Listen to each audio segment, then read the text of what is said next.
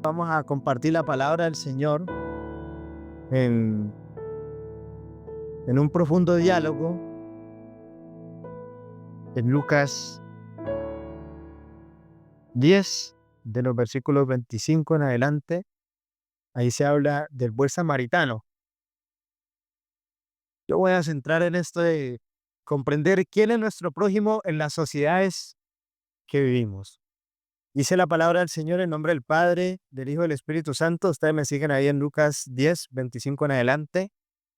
Y aquí un intérprete de la ley se levantó y dijo, para probarle: Maestro, ¿haciendo qué cosa heredaré la vida eterna? Él le dijo: ¿qué está escrito en la ley? ¿Cómo lees? Aquel respondiendo dijo: amarás al Señor tu Dios con todo tu corazón y con toda tu alma y con todas tus fuerzas y con toda tu mente, y a tu prójimo como a ti mismo. Estos primeros tres pasajes nos muestran, cierto, algo bastante conocido. Especialmente en lo primero que quiero compartir es que hay un diálogo entre un experto de la ley, pero también un maestro como nuestro Señor. Y como solía ocurrir, al Señor siempre lo intentaban colocar entre la espada y la pared con sus preguntas sobre las interpretaciones de las Escrituras. La intención era ponerlo a prueba y quizás lo llamaban maestro irónicamente, y al ver su posición contraria a las interpretaciones del sistema religioso construido por el apego a la ley sobre el uso y la disposición de ella. Como lo he expresado en otras oportunidades, Jesucristo usa la interpretación de las Escrituras para servir donde se requiera. Cristo practica la palabra de Dios. No se manipula y secuestra las actitudes estáticas a través de un fundamentalismo religioso, sino que probablemente este experto en ley sea un fariseo, ya que ellos, contrario al pensamiento del movimiento de los saduceos, sí creían en la vida eterna. Y por eso hace la pregunta: ¿qué tengo que hacer para heredar la vida eterna? Tremenda pregunta, ¿no? ¿Qué hay que hacer? Y este tema siempre ha sido apasionante, el tema de la vida, especialmente para nosotros los que creemos en el Señor, vida eterna. Pero ha sido reducido a muy pocas propuestas. Y en el versículo 26 Jesús no le responde inmediatamente y plantea de igual manera dos preguntas que tienen que ver con lo escrito en la palabra de Dios y las interpretaciones personales de la palabra de Dios. Es decir, una cosa es lo que leemos, lo que está escrito, y otra cosa es lo que interpretamos, ¿cierto? Y, y él respondió, dice que respondió bien. Las dos preguntas, ¿cuáles son? ¿Qué está escrito y cómo interpretas? Dos preguntas que clarifican que no es lo mismo, por ejemplo, una vasija y lo que se guarda en su contenido. No es lo mismo. O una biblioteca y el bibliotecario que tiene que ordenar los libros. O una obra de arte y lo que las personas ven sobre ella. Lo que refleja esa obra o esa imagen con diferentes lentes, cada persona ve e interpreta la proyección de esa imagen. La respuesta es acertada, es decir, es conocida en la teoría, él sabe teóricamente lo que está en el papel escrito, y además citando una de las confesiones centrales de la tradición judía, que está ahí en Deuteronomio 6, del 4 al 6, conocida como la Shemá, que significa escuchar, y que resume el corazón central de la ley. O sea, el experto cita la ley Pero en realidad lo que queremos decir es que con eso no es suficiente. Porque hasta Satanás era experto en citarle texto bíblico a Jesús. Era bueno para eso. Y además existe una costumbre muy literalista que pretende citar textos fuera de contexto para querer impactar de alguna manera a la audiencia, ¿cierto? Reduciendo la integridad que apunta a Jesús. Por eso es que no basta con mencionar o memorizar la cita. Lo que hace el llamado de Jesús es a practicar la palabra del Señor. El versículo 28 dice, y le dijo, bien ha respondido, haz esto y vivirás. Es un llamado a hacer, porque él ya conoce lo que debe hacer. Muchos ya conocemos la palabra del Señor.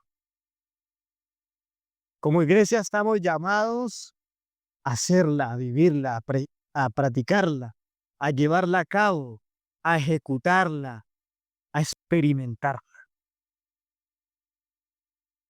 Ese es un gran desafío que esta parábola del buen samaritano profundiza, ¿cierto?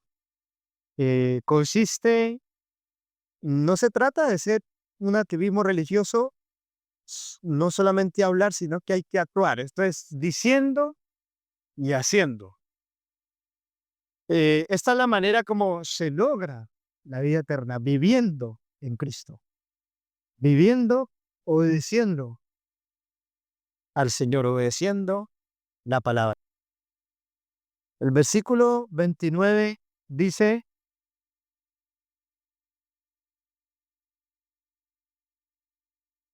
el versículo 29 dice, pero él queriendo justificarse a sí mismo, dijo a Jesús, ¿y quién es mi prójimo? ¿Quién es mi prójimo? Y ahí está la pregunta central del día de hoy. Y para demostrarle quién es ese prójimo, entonces el Señor le va a compartir esta profunda parábola que está en los versículos 30 en adelante, si ustedes nos acompañan. Un hombre que descendía de Jerusalén a Jericó y cayó en manos de ladrones, los cuales le despojaron e hiriéndole se fueron, dejándole medio muerto. Aconteció que descendió un sacerdote por aquel camino y viéndole, pasó de largo. Asimismo un levita, llegando cerca de aquel lugar y viéndole, pasó de largo. Pero un samaritano que iba de camino vino cerca de él y viéndole, fue movido ¿a qué? A misericordia. Entonces lo que podemos ver, amada iglesia, es que Jesús procede a responderle con esta parábola que no le permite aceptar y reconocer al prójimo. Y tal vez por el lugar y el personaje. Y, y estas enseñanzas son enseñanzas que incomodan, pero son necesarias. Eso es lo segundo que nos plantea el texto. Son enseñanzas que incomodan, pero muy necesarias. Porque frente a este hombre ultrajado, golpeado y herido, medio muerto, que se dirigía de Jerusalén a Jericó, Jesús va a plantear tres tipos de personajes y su actitud. ¿Cuáles son esos tres tipos de personajes? El primero era un sacerdote. ¿Qué hizo al verlo? Siguió de largo, ¿cierto? Y este personaje, un sacerdote, es parte del círculo religioso que podría representar al experto en la ley. ¿Pero qué hizo? No se detuvo. pasó de largo, ¿cierto? Cuando pasó por ahí, no sintió nada en su corazón. No era un prójimo para él, no era un prójimo. Es decir, que si fuera por el sacerdote, el hombre muere, moriría, ¿cierto?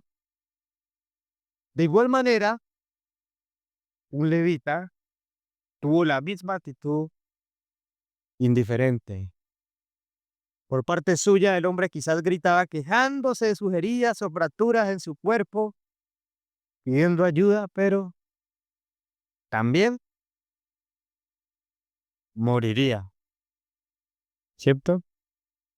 También moriría. En esta parábola, las dos representaciones religiosas en relación con el servicio a Dios en el templo y al prójimo, efectivamente están en la posición del experto en la ley. Conocen el mandamiento de amar a Dios, pero no saben quiénes son sus prójimos. Conocen la ley, la teoría. Ellos quedaron cortos con la interpretación práctica de la palabra.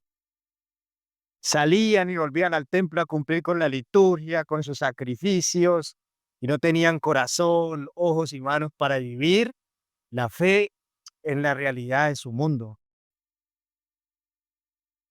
Un mundo que para nosotros hoy día no ha cambiado mucho, sigue siendo un mundo violento donde también roban y por robar matan. Por quitarle un celular a una persona, por quitarle una bicicleta, un vehículo, una moto, cualquier propiedad, cualquier bien, la gente queda ahí tirada, botada, reventada, su cabeza golpeada, em, herida, derramando sangre, necesitando ayuda. Pero esos personajes que representaban deberían ser quienes sirvieran con misericordia. Su actitud fue pasar de largo, de pasar de largo. Eran ellos los que tenían que detenerse y observar. Pero como iban tan apurados con sus afanes, ¿cierto? Del culto, de sus eventos, de sus actividades, de sus reuniones, de cantidad de cosas del sistema religioso, se les impedía parar un momento, hacer una pausa, para, por último, ver qué poder hacer en medio de una situación de necesidad de una persona. Esta actitud cercana mucho a em, la presente fórmula que aún circula en algunas corrientes evangélicas muy tradicionales que expresan y dicen que yo solamente voy a la iglesia a darle gloria y a adorar a Dios. Nada más. El experto en ley sabe que Jesús lo exhortó en su debilidad. Él sabe eso. Y su enseñanza llegó a donde debía llegar. Le dio en el clavo. Aunque no quisiera aceptarlo. El experto en ley esperaba que el siguiente personaje, después del sacerdote y el levita, que era muy cercano, podría ser uno de los suyos. Pero eso es como siempre nos hace un giro. Pero eso le plantea a un samaritano, que sí se compadeció en una actitud contraria a la insensible. Se acercó y se dispuso a servir curando sus heridas y aún asumiendo el costo económico por su cuidado y recuperación. Ahora, a través de este personaje, el hombre no queda a la deriva y abandonado para morir. Por el contrario, vivirá, vivirá. ¿Por qué? Porque ¿qué hizo el samaritano? Él iba de camino, vino cerca de él y viéndole fue movido a... Fue una actitud diferente. ¿Por qué? Porque él no pasó de largo, dice el texto bíblico, versículo 34, cuando inicia, ya acercándose, se acercó, viendo sus heridas, observó, le echó aceite y vino para sus heridas y poniéndole en su cabalgadura lo llevó a un mesón y cuidó de él. Lo sacó de ese lugar para que no quedara ahí tendido, botado, muriendo, agonizando, sino que lo llevó de tal manera que cuidó de él. Otro día al partir sacó 2 denarios y los dio al mesonero y le dijo, cuidámele y todo lo que gastes de más, yo te lo pagaré cuando regrese. Puso sus recursos financieros, puso finanzas, puso dinero, puso de su economía para pagarle una, un cuidado a esta persona. ¿Eso qué implica también, amados hermanos y hermanas? Eso implica tiempo. Muchas veces no tenemos tiempo. Todos estamos ocupados, ¿cierto? Todos estamos con la agenda full, llenos de cosas. Y no nos puedes cuadrar la agenda porque si no, nos descompensamos. Entonces, muchas veces, amada iglesia, nosotros, frente a estas actitudes de indiferencia, de insensibilidad, en un mundo donde la muerte pasa por nuestro lado muchas veces, tenemos que ser sensibles, todo lo contrario, y no pasar de largo como si nada, como si nada, como si no ha pasado nada. Yo cuando leo muchas veces esta parábola, me recuerdo por allá en el año 2014 más o menos, recién llegado yo al país, 2015, 2016, creo que sucedió que vinieron una comunidad de haitianos y había un chico que estaba fuera del metro, de una estación de metro, sentado en una banca con frío y el joven estaba en chalas, no estaba muy bien abrigado, temblaba y estuvo ahí sentado varios días y todo el mundo pasaba por ahí, todo el mundo pasaba por ahí. Y el joven estaba ahí sentado como con su cabeza agachada, tratando de soportar el frío invernal, ¿cierto? Y a los días, como a la semana, publicaron la noticia de que ese joven había muerto en una habitación que pagaba un arrendo por allá bastante raro, habitaciones bien inadecuadas, había muerto de hipotermia. Mucha gente que pasó por ahí después reaccionó y dijo, ay, yo vi al joven ahí. Yo lo vi con mis propios ojos, ¿cierto? Y uno que hay veces como por ese cargo de conciencia, porque muchas veces tenemos miedo de acercarnos a la gente porque no sabemos, todos andamos a la defensiva porque nos van a robar, nos van a secuestrar, nos van a matar, nos van a herir, nos van a hacer de todo. Vivimos intimidados permanentemente. Y ya cuando las personas reaccionaron y dijeron, sí, yo lo vi ahí sentado, pasé por ahí, pero no me atreví a acercar.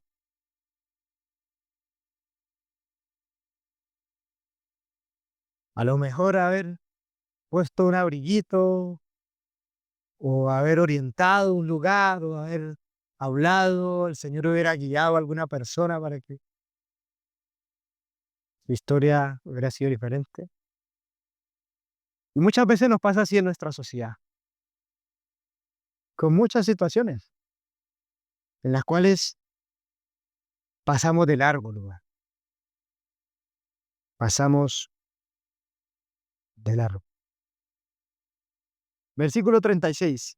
¿Quién pues de estos tres? Me dice Jesús, de esos tres personajes que vimos, o el sacerdote, o el levita, o el samaritano.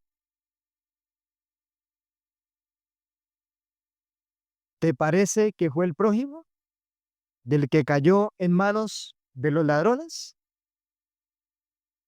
Él dijo, el que usó de misericordia con él.